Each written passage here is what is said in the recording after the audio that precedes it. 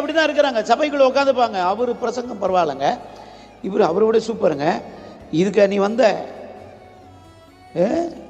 நம்ம வாழ்க்கை என்ன, எனக்கு என்ன பிரச்சனை, இன்னைக்கு தேவன் எனக்கு என்ன பேசுறாரு, என்னை எதற்காக தெரிந்து கொண்டார், ஏன் என்னை இங்க கொண்டு வந்திருக்கிறார், அதனுடைய நோக்கம் என்ன, அதுக்கு தான் வந்திருக்கிறோம். என்னை நான் சரி பண்ணி கொள்ள தான் வந்திருக்கிறேன். காலையில் எழுந்த உடனே கண்ணாடி பார்க்குறோம். இந்த கண்ணாடியில் பார்த்தா என் மூஞ்சி தான் தெரியுது, பக்கத்து விட்டு மூஞ்சியா தெரியுது. அப்போ வேத புஸ்தகத்தை நீ படிச்சுனா உன் மனசு தெரியும். இந்த வேத புஸ்தகம் உள்ளான மனுஷனுக்கு கண்ணாடி, முக கண்ணாடி. ஒரு மனுஷனுக்கு, சதையான மனுஷனுக்கு, உலக மனுஷனுக்கு அது ஒரு கண்ணாடி. முகத்தை சரி பண்ணும், தலையை சரி பண்ணும், அவ்வளவுதான். அது மேல் தோற்றத்தை மட்டும்தான் அது சரி பண்ண முடியும். ஆனால் இந்த வேத புஸ்தகம் என்கிற கண்ணாடி உள்ளான தோற்றத்தை என்ன செய்யும், சரி செய்யும். எல்லார் கையிலையும் பைபிள் இருக்கு, எல்லாருக்கும் வசனம் தெரியும்.